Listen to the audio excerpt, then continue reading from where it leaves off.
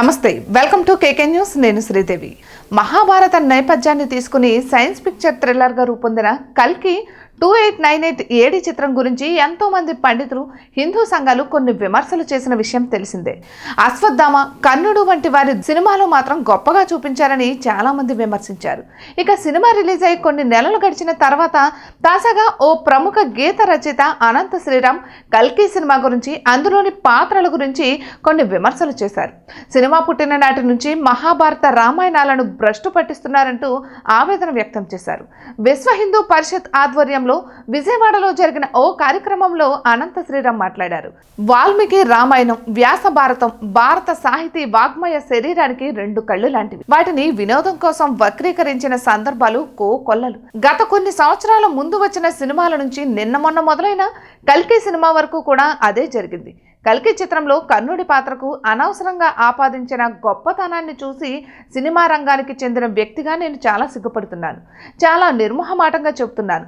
అది కూడా కృష్ణా జిల్లా గడ్డ మీద నిలబడి చెబుతున్నాను. అప్పటి సినిమా దర్శకులు, ఇప్పటి సినిమా నిర్మాతలు కృష్ణా జిల్లాకి చెందిన వారైనప్పటికీ పొరపాటు అని చెప్పకపోతే ఈ హైందవ ధర్మంలో పుట్టినట్టు కాదు, హైందవ ధర్మాన్ని ఆచరిస్తున్నట్లు కాదు.